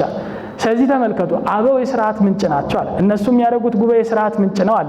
ስለዚህ እንደ ጉባኤ ሎዶቅያ፣ ጉባኤ እንቆራ ላይ የመሳሰሉ ጉባኤያት ላይ ቤተክርስቲያንን የሚመለከቱ እንዲህ ያለ ስርዓቶች ተደንግገውልናል። ስለዚህ እነዚህ ጉባኤያት አካባቢው ላይ ያሉ ኤጲስቆጶሳት ተሰብስበው የሚያደርጓቸው ጉባኤያት ስለሆኑ ጠቅላላ ጉባኤ ተብለው ይጠራሉ ማለት ነው። ሶስተኛው የጉባኤ አይነት ብሔራዊ ሲኖዶስ ወይም ብሔራዊ ጉባኤ ይባላል። በአንድ ሀገር ሊቀ ጳጳስ ወይም ፓትርያርክ ስር ያሉ ኤጲስቆጶሳት ተሰብስበው የሚወስኑበት ጉባኤ ነው። ልክ እኛ ሀገር እንዳለው ቅዱስ ሲኖዶስ ማለት ነው። ቅዱስ ሲኖዶስ ማለት ነው። እንግዲህ በቤተ ክርስቲያን የሥርዓት መጽሐፍት በየሀገሩ ያለ ብሔራዊ ሲኖዶስ በዓመት 2 ጊዜ እንዲሰበሰብ ስርዓት ተሰርቷል።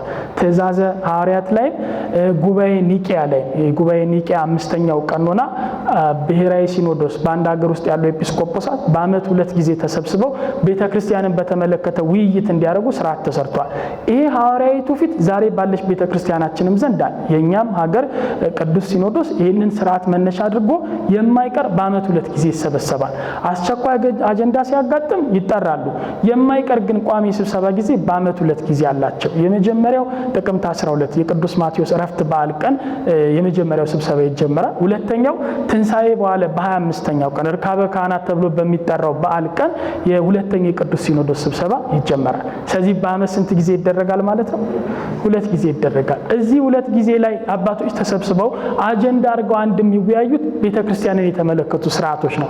ዘመኑን የዋጁ ስርዓቶችን እያወጡ ምዕመናን እንዲተዳደሩባቸው ይሰጣል። ስለዚህ ሶስተኛው የሥርዓተ ቤተክርስቲያን ምንጭ የሚሆነው የጉባኤ አይነት እንዲህ አይነት ጉባኤ ነው። አንድ ካህን ተነስቶ ቤተክርስቲያን ውስጥ ሁሉ ሊተገበር የሚችል ስርዓት መስጠት አይችልም። አንድ ባህታዊ ተነስቶ እንዲህ ነው ስርዓት ማለት አይችልም። ስርዓት የመደንገግ ስልጣን እንዴት እንደሆነ ሲኖዶሳዊ ስልጣንን በተመለከተ ቅዱሳን ሐዋርያት አዘው ብቻ ሳይሆን አድርገው አሳይተውናል። 50 ዓመተ ምህረት ላይ የሐዋርያት ሥራ ምዕራፍ 15 ላይ የተጻፈውን ታሪክ ስናነብ ቤተክርስቲያን ሐዋርያት ነች የምንል ከሆነ የሐዋርያትን ትውፊት ይዛ ነው መቀጠል ያለበት። ሐዋርያት በትእዛዛቸው የቤተክርስቲያን ኤጲስቆጶሳት ተሰብስበው በዓመት 2 ጊዜ ቤተክርስቲያንን በጸጥታ ወደብ ለመምራት ተሰብስበው ይወያዩ ብለው ስራ ሰርተዋል።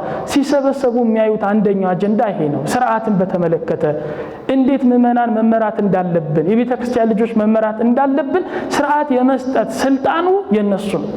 በሐዋርያት ዘመን የነበረ የእግዚአብሔር ጸጋ ለነሱም ተሰጥቷል። ሐዋርያትን ይመራቸው የነበረ መንፈስ ቅዱስ ዛሬም አለ። የእግዚአብሔር ቸርነት በዘመን አይገደብም አይደል? ስለዚህ ስርዓትን አባቶቻችን መጽሐፍ ቅዱስን መነሻ አድርገው ይሰጡናል። ብዙ ጊዜ እኛ ሲኖዶስን የማወቅ የመረዳት የሲኖዶስ ስልጣንን ያለ መረዳት በዚህ ዘመን መንፈስ ቅዱስ የሌለም ይመስለን አባቶች ሁሉ ጊዜ የሚሳሳቱ ስለሚመስለን ነው እንጂ ስልጣኑ ቤተክርስቲያንን በተመለከተ ስርዓት የማውጣት የነሱ ነው። ቤተክርስቲያንን በአንድነት የሚመሯት እነሱ ናቸው። እነሱ ያዘዙት ስልጣን በእነሱ ስልጣን ውስጥ ባሉ አብያተ ክርስቲያናት ሁሉ ሊተገበር ይገባዋል።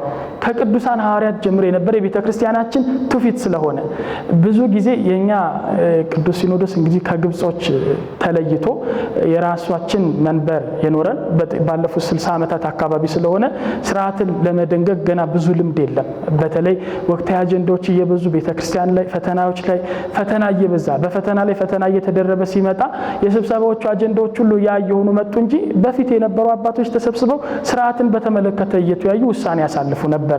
የሌሎች አብያተ ክርስቲያናትን ግን ስታዩ በጣም የዳበረ መዝገብ ሁሉ አላቸው።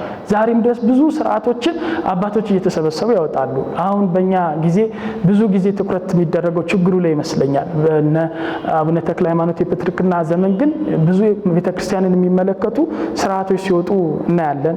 ኋላም የነበሩት አባቶች ላይ የመጀመሪያዎቹ ዓመታት አካባቢ የተለይ በብፁዕ አቡነ ጳውሎስ ዘመነ ፕትርክና አንዳንድ ስርዓቶች ላይ ቤተክርስቲያን አጽንኦት ሰጥታ የደነገጋቸው ውሳኔዎች አሉና 1987 ዓመተ ምህረት ላይ የወጣ ሕገ እግዚአብሔር ይጠበቅ የሚል የቅዱስ ሲኖዶስን ውሳኔዎች የያዘ አንድ መጽሐፍ ነበርና እዛ መጽሐፍ ላይ ስታነቡ በዘመኑ ፈተና ለሆኑ ጉዳዮች ቅዱስ ሲኖዶስ ተሰብስቦ ውሳኔ ሐሳብ የሰጠባቸው ነገሮች ታገኛላችሁ። ለምሳሌ አንዳንድ ሰው ስርዓተ ተክሊሉን ይፈልገዋል ሲያገባ ካባ መልበሱን አክሊል መድፋቱን ይፈልገዋል። ስርዓተ ተክሊል ያለው ጸሎት እንዲጸለይለት ይፈልጋል። ቅዱስ ቁርባን መቀበል ግን ይፈራል። ስለዚህ ምን ተለምዶ ነበረ? ስርዓተ ተክሊሉ እንዲፈጽሙና ሳይቆርቡ ወደ ቤት መሄድ ተጀምሮ ነበር። 1980ዎቹ አካባቢ እንዲህ ያለ ፈተና ቤተክርስቲያን ውስጥ እንደነበር ይናገራል። አባቶች በፍትሐ ነገሥት እንዲህ ያለ ስርዓት አልሰጡም። የጋብቻ አንድነት የሚጸናው በቅዱስ ቁርባንም እንደሆነ ያስተማሩን።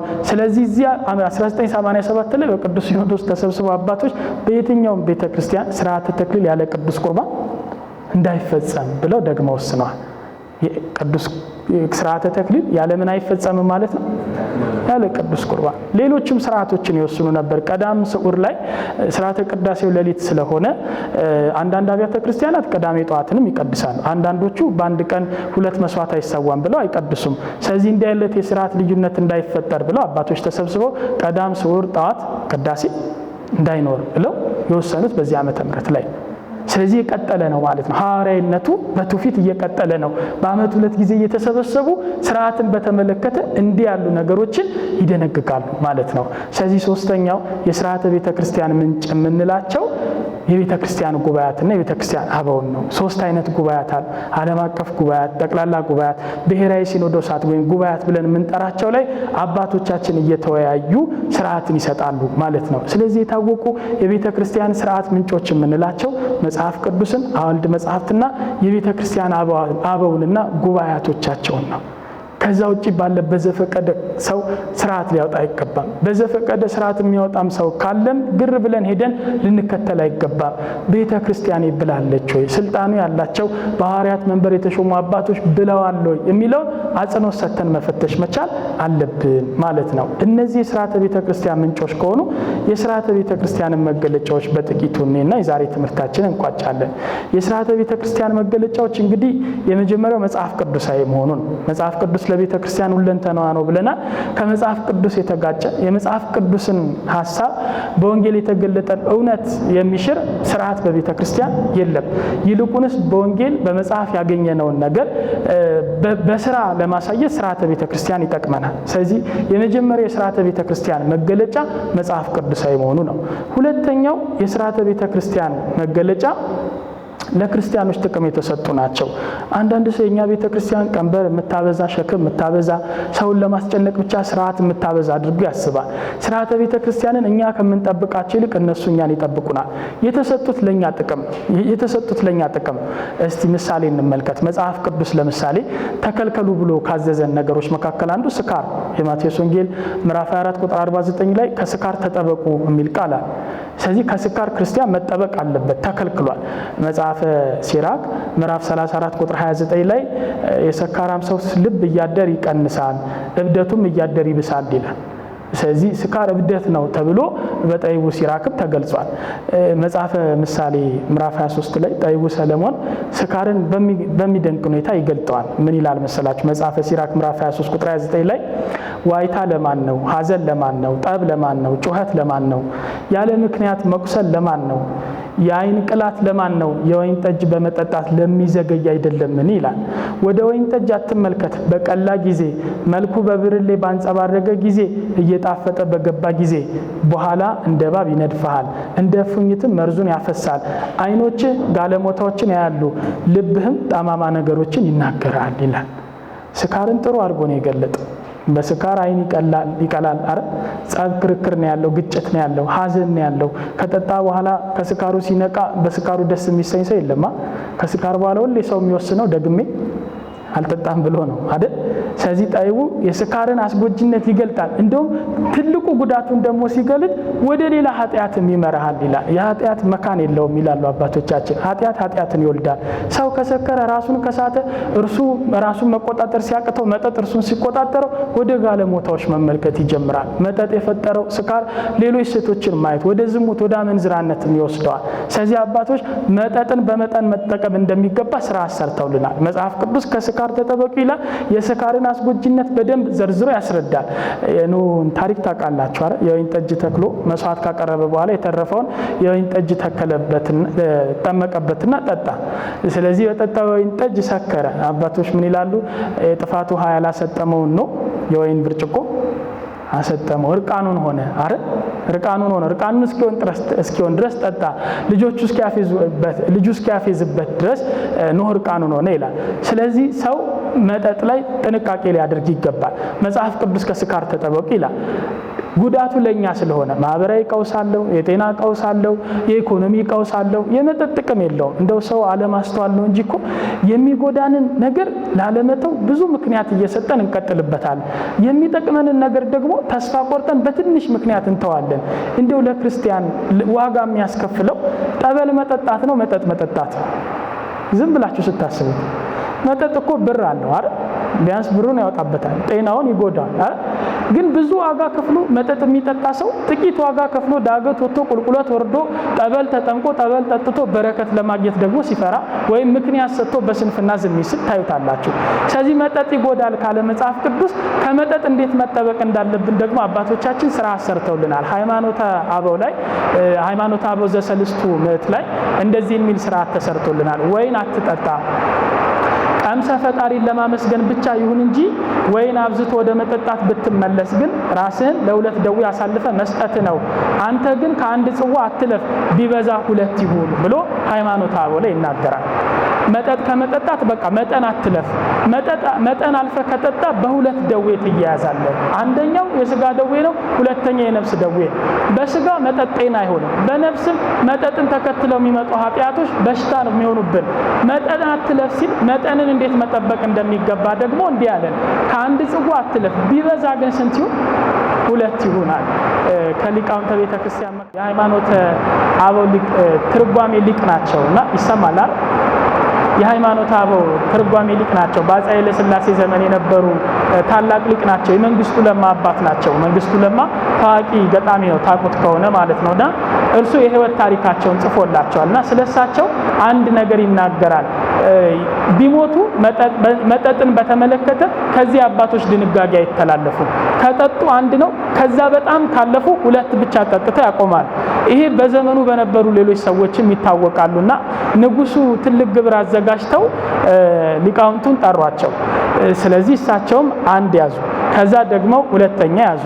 ሁለት ካለፉ በኋላ አይጠጡም የሚለውን ነገር ለመፈተን ንጉሱ ከራሳቸው መሶብ ከራሳቸው ገበታ ሌላ ጠጅ ላኩላቸው። አልቀበልም ብለው መለሱ። ከንጉሱ ነው እንኳን ቢባሉ ከሃይማኖት አበው ከአባቶች ድንጋጌ አይበልጥም። ከስንት ጽዋ አትለፍ ተብሏል። ንጉሱም እጅግ ተደነቁ ይባላል። እንግዲህ ከንጉስ መሶብ ግብዣ ሄዶለት ማን እምቢ ይላል? የወዳጅነት ማሳያ ነው አይደል? ንጉሱም የፈተናቸው ለዛ ነው።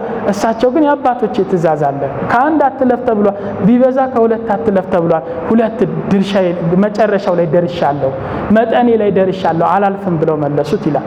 ስለዚህ ሰው መጠንን አላልፍም ብሎ እንዲህ ራሱን ከጠበቀ ከስካር ተያይዘው ከሚመጡ ብዙ ክፉ ነገሮች ራሱን ይጠብቃል። ስለዚህ ሁለተኛ የሥርዓት ጥቅም የሥርዓት መገለጫ ይቅርታ ለኛ ጥቅም የተሰጠ መሆኑ የሚጎዳን ሥርዓት የለም በፍጹም። የቤተ ክርስቲያን ሥርዓት ሆኖ እኛን የሚጎዳ የለም፣ የተሰጠን እኛን ለመጠበቅ ነው። ስለዚህ ሁለተኛው ሥርዓተ ቤተ ክርስቲያን መገለጫው ለክርስቲያኖች ጥቅም የተሰጠ መሆኑ ነው። ሶስተኛው ሥርዓት ስልጣን ባለው አካል ሊሻሻል ይችላል። ሥርዓት ዶግማ አይደለም። ሥርዓት ቀኖና ሊሻሻል ሊለወጥ ይችላል። ማንም ተነስቶ ግን ሊያሻሽለው ሊለውጠው አይችልም። ሊሻሻል ሊለወጥ ይችላል ሲባል ክርስትና ዘመንን ማጀት ነው፣ ዘመንን ማሸነፍ ነው። በየዘመኑ የመጡ ፈተናዎች አሉ። እነዛን ለማሸነፍ እንዲሆን አባቶቻችን አዲስ ስርዓትን መደንገግ ይችላሉ፣ የነበረውንም ስርዓት ማሻሻል ይችላሉ። ለቤተ ክርስቲያን ጥቅም እስከሆነ ድረስ፣ ለክርስቲያኖች ጥቅም እስከሆነ ድረስ ስርዓት ሊሻሻል ይችላል። የሐዋርያት ሥራ ምዕራፍ 15 ቁጥር 29 ላይ ቅድም ባልነው ታሪክ ሐዋርያት ስርዓቱን ሲሰሩላቸው እኛና መንፈስ ቅዱስ ፈቅደናል ብለው ነው ስርዓት የሰሩላቸው። ከመንፈስ ቅዱስ ጋር አብረው ሐዋርያት ስርዓትን ደንግገው ስርዓትን ሰርተዋል። ሐዋርያት ዘንድ የነበረ መንፈስ ቅዱስ አባቶቻችንም ዘንድ አለ። እነሱም እንደ ሐዋርያት ስርዓትን የመደንገግ ስልጣን ስለተሰጣቸው ስርዓት ሊደነግጉልን ይችላል። ለቤተ ክርስቲያንና ለኛ ጥቅም እስከሆነ ድረስ የነበረን ስርዓት ሊያሻሽሉ ይችላሉ። ትእዛዘ ሐዋርያት ላይ ቅዱሳን ሐዋርያት እንዲህ ብለው ፈቅደዋል። እኛ ከሰራናቸው ማናቸውንም ቢሆን ያጎደልን ቢሆን እናንተ በሚገባ አሟሉት፣ በሁላችንም የእግዚአብሔር መንፈስ አለና ይላል። በሁላችንም የማን መንፈስ አለ? በቃ በእነሱ ዘንድ የነበረ መንፈስ ቅዱስ በአባቶቻችንም ዘንድ ስላለ የጎደለውን ወይም መሻሻል ያለበትን ሊያሻሽሉ ይችላል። የሚያሻሽሉት ግን አባቶቻችን ናቸው። ተመልከቱ፣ አስተውሉ።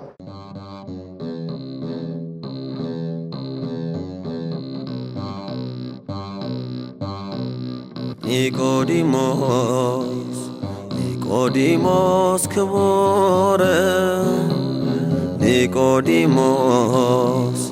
ኒቆዲሞስ ክቡር ሌቱን በብርሃን የሚማር መምህር